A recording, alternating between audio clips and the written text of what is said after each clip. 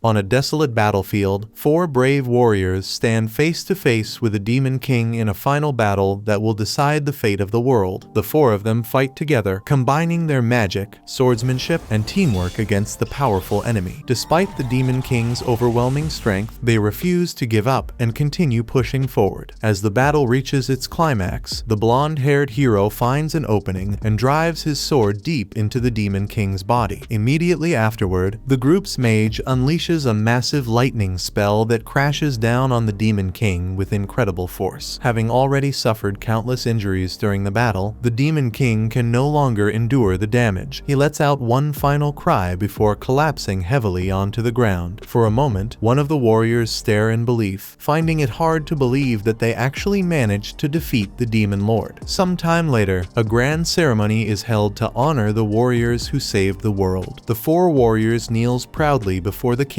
as crowds gather to celebrate their victory over the Demon King. To recognize their achievements, the king grants them the title of the 4 emperors, a title reserved only for the greatest mages in the kingdom. One of the warriors, named Eftel, is completely stunned by the announcement. He knows that throughout history, only people from noble families have ever been allowed to earn the title of emperor. Because of that, he can hardly believe what he is hearing. He admits that the reward is greater than anything he could have ever imagined. The king then walks over to Eftel personally and addresses him in front of everyone. He explains that while Eftel may not be the strongest mage in the world, his contributions and achievements are undeniable. For that reason, he has earned the right to bear the title of emperor. From this day forward, he will be known as the Lightning Emperor. Hearing those words causes Eftel to break down in tears. The crowd erupts into cheers as he struggles to hold back his emotions. After spending 40 years studying and mastering magic, all of his hard work has finally been recognized. Eftel leaves the ceremony feeling prouder than ever before. For the first time in his life, he feels that all of his sacrifices and efforts have truly paid off. Several years pass after that day, and Eftel is now an elderly man. One morning, he stands outside and gazes across the open fields in silence. Then a young girl named Merlin approaches him and politely informs him that breakfast is ready and waiting for him inside. About an hour later, Eftel is seen teaching his students how to maintain a magic circle. The students focus carefully as they try to keep their circles active for as long as possible. During the exercise, one student loses concentration and accidentally causes his magic circle to disappear. Eftel immediately notices and tells the student not to give up. He explains that maintaining focus is one of the most important skills a mage can learn. If he cannot keep a magic circle active while standing still, then he will never be able to maintain one while chanting spells during battle. Encouraged by Eftel's words, the boy quickly begins trying again. After some time passes, Eftel finally brings the exercise to an end. The students release their magic circles and prepare for the next lesson. However, instead of letting them rest, Eftel immediately suggests moving on to practicing level 4 spells. Before the lesson can continue, Merlin suddenly speaks up. She points out that Eftel looks exhausted and tells him that he should take a break and get some rest. However, Eftel simply shrugs off her concern and insists that he is not tired at all. Still, the worried look on Merlin's face causes him to pause for a moment. Seeing her expression reminds him of the day they first met. His thoughts drift back many years to the time shortly after his party defeated the Demon Lord. During that period, he found Merlin as a baby. She had been left alone after her mother was killed during the conflict involving his party. Remembering that day fills Eftel with guilt. He quietly wonders whether Merlin would come to hate him if she ever learned the truth about the war and discovered that he had killed so many members of her clan. After a moment, he pushes those thoughts aside and returns his attention to the present. Eftel tells the students to continue practicing their level 4 magic. Before anyone can begin, Merlin speaks up once again. With a confident smile, she declares that she is ready to start learning level 6 magic. After all, she is one of Eftel's most talented students. Eftel cannot help but feel impressed by her confidence and ambition. Even so, he gently tells her that there is no reason to rush ahead so quickly. He assures her that she will learn those higher level spells eventually, but now she should focus on the basic. After training, Merlin heads deep into the forest on her own. She is determined to defeat the beast living inside a nearby cave. In her mind, defeating such a powerful monster would prove that she is Eftel's greatest student. More importantly, she believes that if she becomes strong enough to teach others herself, Eftel will finally be able to stop working so hard and get the rest he deserves. Unfortunately, things go wrong almost immediately as the beast is far stronger than Merlin expected. Before long, she finds herself running through the forest while being chased by a gigantic wolf-like beast. Merlin has already tried level 4 magic on it, but it didn't do any damage at all, which makes her understand she's going to need something more powerful. Realizing that her normal spells are useless, Merlin decides that she has only one option left. She begins chanting a level 6 spell, even though she has never successfully cast one before. To her surprise, the spell actually works as she launches a level 6 lightning bolt right at the monster. The explosion shakes the area and fills the forest with smoke and dust, and Merlin becomes convinced that she has finally won. Then the beast steps out of the smoke completely unharmed. Before Merlin can react, the creature swats her away with tremendous force. She crashes to the ground and struggles to get back up. The huge wolf slowly approaches her and prepares to devour her. At that moment, Merlin begins to accept that she is going to die. Just as the beast is about to attack, Eftel suddenly appears and saves her at the last second. Eftel immediately scolds her for entering the forest alone. Ashamed, Merlin begins apologizing over and over again. Eftel tells her that she has more talent and potential than any of his other students. However, he warns her not to become obsessed with gaining power too quickly. If she rushes forward without building a proper foundation, that power could easily slip through her fingers. As they speak, Merlin suddenly notices that the beast from earlier is still alive and standing right behind Eftel. However, he doesn't even flinch. Without turning around, he calmly casts a level 10 lightning spell. A massive surge of lightning erupts from his body and instantly destroys the beast. Later that night, Merlin cannot stop talking about how incredible Eftel looked when he saved her life, but Eftel eventually tells her to stop talking and go to bed. Merlin finally gives in and starts walking toward her bed. However, she suddenly turns around and sees Eftel coughing up blood. For several years now, he has been suffering from an incurable disease, and his condition has gradually been getting worse. The worried look on Merlin's face makes Eftel realize something. She has known about his illness for a long time. That is the real reason she has been pushing herself so hard to become stronger. Merlin quietly asks Eftel to take better care of himself and to get as much rest as possible. He tells her that he does not have much time left. Because of that, he has no desire to spend his remaining years lying in bed and waiting for the end. Instead, he wants to spend whatever time he has left doing what he loves most. He wants to continue teaching talented students like her and help them become great mages. Eftel admits that he always wanted to become the strongest mage. Hearing that confuses Merlin because, as far as she knows, he is already the strongest. After all, he was given the title of Lightning Emperor. Eftel says he understands why she thinks that, but the truth is different. Even though he was the oldest among the emperors and had achieved many great things, there was always a clear gap between him and some of his party members. Because of that, he never truly considered himself the strongest. The next day, one of Eftel's students knocks on his door and informs him that the Flame Emperor has finally completed his research on magical aptitude. Curious, Eftel reads through the document. He quickly discovers that the Flame Emperor has found a way to determine a person's magical aptitude. This was something that people believed was impossible, so Eftel immediately praises him as a genius, wanting to test the new method right away. Eftel places one of Merlin's hairs inside a test tube and performs the experiment. The colors that appear inside the tube reveal the strength of her magical affinities. The results show that she has S-rank aptitude in both wind and water magic, which is extremely impressive. She also has a B-rank aptitude for fire magic and a C-rank aptitude for earth magic. Since Eftel has raised Merlin ever since she was a baby, he can tell that the test results are accurate. Before this discovery, students had to spend years studying basic spells from every magical element. Only after enough practice would teachers have a rough idea of what a person's natural talents were. With this new test, however, they can determine someone's aptitude from the moment they are born. This will make training far more efficient and help talented people grow stronger much faster. Eftel then asks to take the test himself. Merlin immediately says that there is no need because his results would obviously be maxed out. However, Eftel insists. He explains that even if he could never reach the highest level of magic, he at least wants to know whether he ever had the talent to do so. The test is performed, but the result comes back completely colorless. One of the students checks the instructions and explains that a colorless result means the person has no magical aptitude at all. He quickly adds that there must be some mistake because Eftel is one of the strongest mages alive. For a moment, Eftel loses his composure. He asks for the test to be performed again. The students repeat it several times, but the outcome never changes. Every single test comes back colorless. As he stares at the results, Eftel slowly begins to understand something. He remembers how learning magic always took him longer than everyone else. He remembers how the other emperors constantly surpassed him despite all his hard work. For the first time, he realizes the truth. The reason he was always left behind was because he had absolutely no magical aptitude. The realization completely breaks him. He starts coughing heavily, and Merlin rushes over to check on him. Later, she knocks on his door and says she wants to bring him some water, but Eftel simply tells her to stay out. Lying alone in bed, he reflects on his life. He remembers the dream he carried for decades, reaching the highest level of magic. Now that dream has been completely destroyed. No matter how hard he worked, he never had the talent needed to reach that goal. The frustration becomes overwhelming. He thinks about how pathetic he feels and how all his efforts led nowhere. Suddenly, he suffers a heart attack. At that moment, one of his skills called Second Reincarnation activates. His younger self appears in a strange empty space and finds himself standing before a divine being. Looking around, he comments that more than 50 years have passed and admits that he had completely forgotten about Second Reincarnation. He speaks to the entity and reminds her that this is where they first met after he died in another world long ago. The goddess tells him that the time has finally come for his second reincarnation. Before sending him away, she reminds him that he can choose 2 bonus skills. She recommends a skill called 2 times growth, which would allow him to improve twice as fast. However, Eftel declines the offer. He says that the magical knowledge he already possesses is enough. If he is given enough time to work hard and improve, then he does not need any special advantages. The goddess is impressed by his answer. She smiles, wishes him good luck, and sends him to a new world. A moment later, Eftel wakes up in the body of a young boy. He suddenly sits upright as memories begin flooding back into his mind. Still confused, he heads downstairs and is immediately greeted by his mother, who warmly hugs him and tells him that breakfast is ready. As he eats with her, his memories continue returning until everything finally becomes clear. He realizes that this is now his third life. Determined not to waste this opportunity, Eftel makes a promise to himself. This time, he will master magic no matter what. Unfortunately, he soon discovers that he still has no magical aptitude in this new life. The news crushes his hopes, and he begins to believe that he will once again be limited to level 10 magic, just like before. One day, while lying in a field and thinking about his future, he suddenly hears a loud commotion. Looking up, he sees an enraged dragon flying across the sky, while a group of knights desperately chases after it. Without thinking, Eftel starts running after them. However, he quickly stops and remembers that he is only 4 years old. There is nothing he can realistically do in his current body. As he watches the dragon fly away, he starts thinking about the level 10 spells he created during his previous life. Almost instinctively, he brings his fingers together, and to his shock, the spell activates instantly. A powerful blast shoots through the sky and strikes the dragon directly, bringing the massive creature down in a single attack. Eftel stares in disbelief at what just happened, but then the truth finally hits him. Even though he was reborn into a new world, he still possesses the same abilities and power that he had at his peak in his previous life. As time passed, Eftel spent most of his days studying and researching everything he could. During his research, he discovered that the world he was living in was actually the very same world from his previous life. The only difference was that more than 400 years had passed since then. The next morning, Eftel's older brother, Frazier, arrives at the house. He brings some money to help pay for the family's daily expenses and household supplies. After that, Frazier notices Eftel sitting quietly with a difficult magic book in his hands. He is amazed that someone so young is able to read and understand such an advanced book. Eftel simply replies that he enjoys reading books like these because he finds them incredibly interesting. Hearing that makes Frazier smile. He promises that the next time he visits, he will bring Eftel even more books as a gift. Frazier is genuinely impressed by Eftel's love for learning. He says that if their father could see this, he would surely be proud. Hearing those words makes Eftel curious. He asks when he will finally get the chance to meet his father. Unfortunately, Fortunately, Frasier explains that their father is extremely busy and rarely has any free time. In fact, ever since Eftel was born into this world, he has never met his father even once. His father is Duke Orcott, one of the most important people in the Kingdom of Azul and a highly respected figure in the field of magic. Unknown to everyone else, Duke Orcott is also a direct descendant of Eftel himself from his previous life, when he was known as the Lightning Emperor. Because of that, Eftel has always been curious about what kind of person his descendant is. Sadly, Eftel's mother was born without any magical aptitude. Because of that, Duke Orcott's main wife and his other mistresses looked down on her from the very beginning. They even came to see Eftel as a mistake because he was also born without any magical affinity. The two of them were treated so poorly that they were eventually banished and forced to live in a remote area far away from the rest of the family. As a result, Duke Orcott and his other wives do not even acknowledge Eftel as part of the family. That is the real reason he has never been allowed to meet his own father. Frasier, however, is the second son born to Duke Orcott's main wife. After learning about the unfair treatment Eftel and his mother had received, he felt sorry for them and decided to help take care of them whenever he could. Despite everything happening around him, Eftel honestly does not care very much about his family's problems. As long as he has the chance to study magic again, he is satisfied. Sometime later, the family sits down together to enjoy some tea. During their conversation, Frasier asks Eftel what he wants to do in the future after spending so much time studying. Without any hesitation, Eftel excitedly says that as soon as he is old enough, he plans to enroll in the Magic Academy and dedicate himself to studying magic. Before he can finish speaking, however, his mother quickly covers his mouth. She reminds Frasier that Eftel was born just like her and has absolutely no magical aptitude. Because of that, she believes he will most likely end up studying swordsmanship instead, or perhaps enroll in military school when he grows older. Frasier gets excited after hearing that suggestion. He reminds Eftel's mother that he himself graduated at the very top of his class in military school, so he believes that path could still lead to a bright future for Eftel. Frasier admits that he originally chose military school because he wanted to rebel against growing up in a family that was famous for magic. However, looking back on it now, he believes he made the right decision after all. Since he has plenty of free time that day, Frasier decides to teach Eftel the basics of swordsmanship. The two of them spend the afternoon training together, and Frasier patiently shows him the proper techniques. While practicing, Eftel remembers something from his previous life. Frasier had always taught him basic education and military science, and he had constantly encouraged him to attend military school instead of pursuing magic. After training for a while, Eftel finally gathers the courage to speak. He tells Frasier that he truly wants to attend the Magic Academy. Frasier kneels down so he can speak to Eftel face to face. He gently reminds him that he was born without any magical aptitude. Eftel says he already knows that. However, he also points out that he is still capable of using magic, and he still possesses mana. Deep down, Eftel believes that if he can study at the Magic Academy, he might finally discover the secret to breaking past the limits that have held him back for so long. After listening to Eftel's heartfelt request, Frasier slowly stands up and makes him an offer. He says he is about to cast a spell. If Eftel can successfully copy the spell in any way at all, then Frasier will personally recommend him for admission into the Magic Academy. In truth, Frasier fully expects Eftel to fail. He believes that once Eftel sees the difference between himself and real mages, he will finally understand the limits of his own abilities. Frasier calmly recites a magical incantation before casting a level 2 wind cutter spell. The blade of wind flies forward and cleanly slices through a nearby tree, knocking it over. Eftel watches the spell and is surprised by how simple it is. Without any hesitation, he recreates the exact same spell.